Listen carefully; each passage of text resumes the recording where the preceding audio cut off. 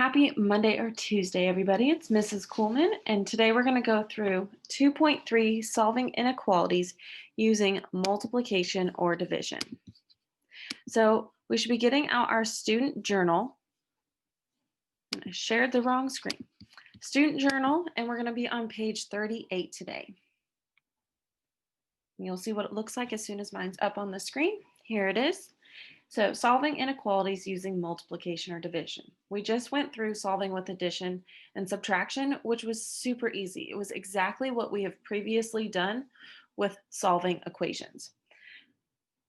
With multiplication and division, you can really do it the same way. There's only one catch, and today we're going to figure out what that is. I'm not going to come out and say it. We're going to discover it.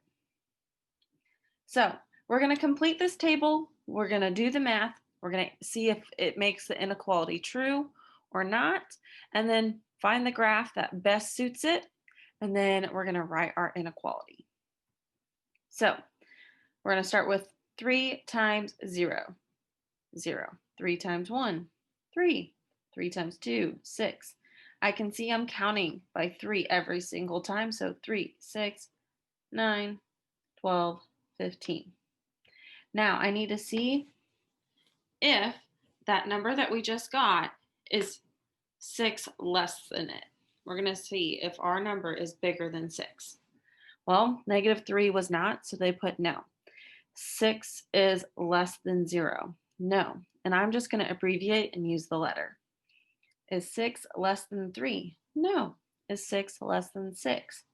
Also no, because 6 is equal to 6. 6 less than 9? Yes. 6 less than 12? Yes. Is 6 less than 15? Also yes. So you'll see as we're working with strictly linear equations. So remember, linear means an x without an exponent. That's what we're going to be dealing with for a little bit. When you're dealing with those, once you find your breaking point where it changes either from having all yeses, it'll change to nos, and the rest away will be that.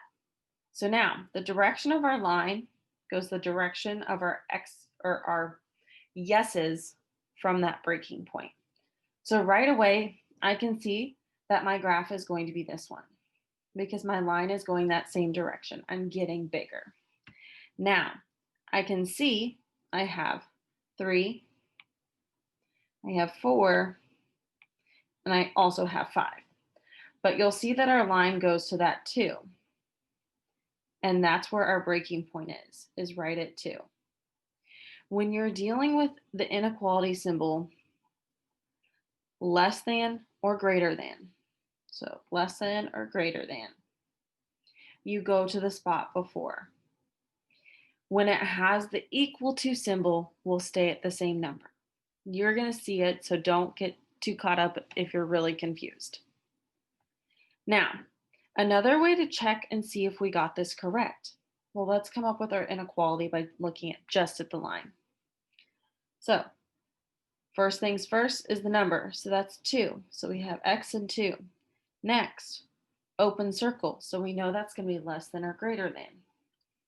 Next, the direction of our line is our inequality symbol, so x is greater than 2, which matches what we have here. Now, that's not what we were given. But if we take our inequality, our original one, 6 is less than 3x. The opposite of multiplication is division. We know this. 3 divided by 3 is 1. 6 divided by 3 is 2. So 2 is less than x, which also flips to be x is less than 2, which is the same thing. Which means we just solved that inequality with division. So now we're going to do number 2. So the double I, that's 2. So again, this is my yes, no column. This is where I'm actually checking to see if my math is correct. This is where I plug in the values. This is x. And we're going to stick with -1, 0, 1, 2, and 3. -3, 0, 3, 6, 9. Now, yes or no? Is 3 greater than or equal to -3? Yes. Is 3 greater than or equal to 0? Yes. Is 3 greater than or equal to 3? Also, yes. This is our breaking point. This is where the change happens. That's the direction of our line. So that's our inequality symbol we're going to use. So we have x is less than, and remember, when we're dealing with less than or equal to, we go from the number on the same side. Because that means we can't be that in between. We can't use 1.5. That's not going to work. It has to be that 1. Now let's check and see if our math is correct. I'm going to divide by 3 on both sides.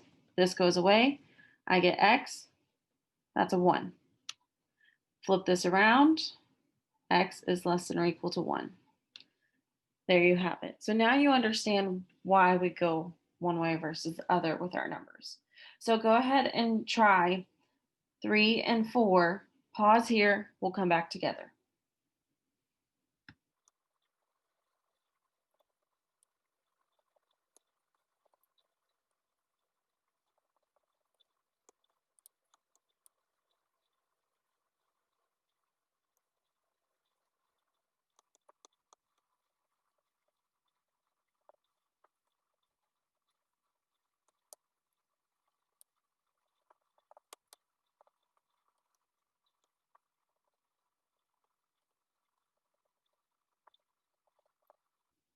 Okay, if you're just coming back, you can see that x is less than 4 and x is less than or equal to 2.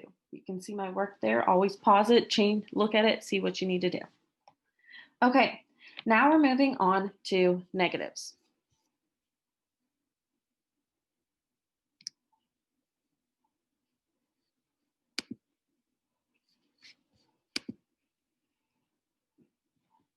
So we're going to start with doing the math exactly the same. -3 times -5, positive 15. -3 times -4, positive 12. Okay, I'm going down by 3s. So 15, 12, 9, 6, 3, 0, -3. Now we're going to answer the question, yes or no. 6 is less than 15, yes. 6 is less than 12, yes. 6 is less than 9, also yes. 6 is less than no. There's our breaking point. We know the rest are no's. So we're going from here and we're going over. So now, remember, we've got the less than symbol, so that means we go to the number that's in front, which is -2, which is what they both have. Well, we can see my line is going to the left, so here is the graph I'm going to use. Now, I can find my inequality symbol. X is less than -2. Well, let's check this one with some division. So we have 6 is less than -3x. We're going to go through this like it's an equal sign. So we're just going to pretend. So we're going to pretend this is actually equal. It's not actually, but to help us. We're going to treat it like normal. Okay, divide by -3 to get x by itself. Cool, we know that. 6 times a -3, well, that becomes -2, and we have x. Well, we can see if we keep this inequality the same, that would flip to x is less than -2, or sorry, that would flip to x is greater than -2, which is clearly different than this one. So let's just pick random numbers. Let's see what's going to work based off of what we have on here. When we plug it in, what we would actually get. Well, if we plugged in that -2, that's when we got a 6. So that's when we got 6 is less than 6, and we know that's not true. And so that's why we have to change this around. Anytime you are dividing with a negative on both sides, or you're multiplying by a negative on both sides.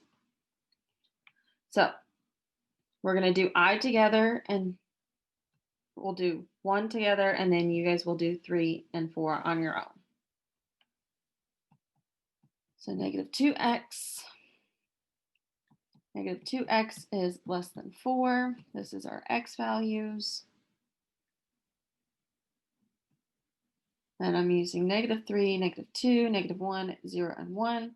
Before I actually start solving, I'm going to check and see if I can do this right. Okay. I'm dividing by a negative on both sides. So as I just said, that causes our inequality symbol to flip.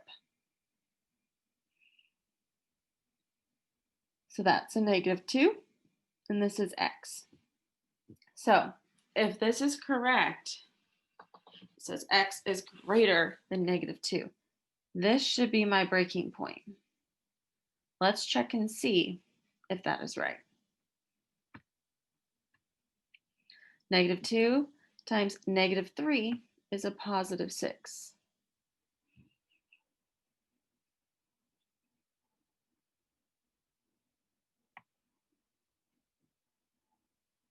Negative 2 times negative 2 is positive 4. Negative 2 times negative 1 is 2, 0, 2. Now, we're not comparing to what's up here. We're comparing to this down here. Negative, when we plugged in here, so to there. So 6 is less than 4. Nope, not true. 4 is less than 4. Nope. 2 is less than 4. Yes, okay, there's our breaking point. We found it. Now our yeses are going this direction. So that means x is greater than negative 2. And that's exactly what we found up above. So try 3 and 4 on your own. Pause here. Meet us back at the next part.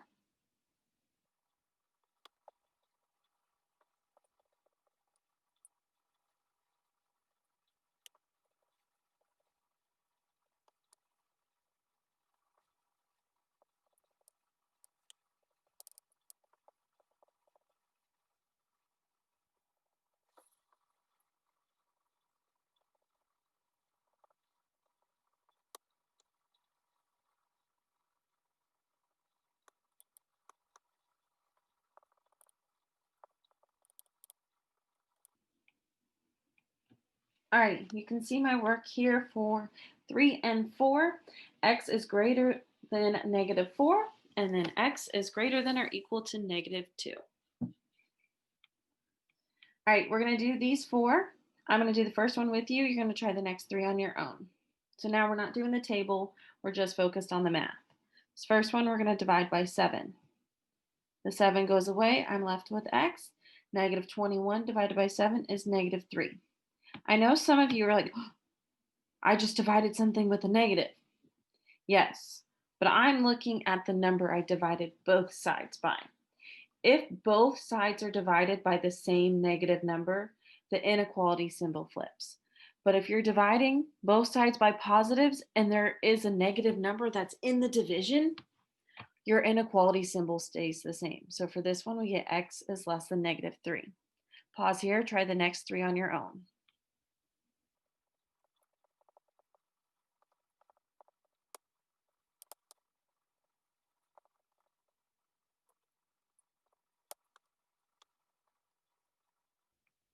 Alrighty, so for B, C, and D, x is greater than or equal to 3. That one was straightforward. We didn't have to flip anything around. C, x is less than negative 2. We did have to flip. We divided by a negative 5 on both sides. And D, I divided both sides by a negative 3, so I flipped it, and it became x is greater than or equal to 0. So basically, in a nutshell, if you're dividing or multiplying by a positive number on both sides, your inequality symbol stays the same. Oops. Same. So that's with positives. If your inequality symbol is multiplied or divided by a negative on both sides, it flips. That's negatives. That's what this page is describing to you. This is the important piece to remember. That's what's going to trip you up. If both sides, so that means negative and a negative, that means it flips. If you're only doing positive, positive, that means it is going to stay the same. So Mr. Patinsky is going to go through some extra practice problems with you. Be sure to look out for that homework. Make sure to complete any late work, missing work, and to email your teacher to let them know that you got it done so we can get it graded. And with that being said, I hope you guys have a wonderful day and get all your work done.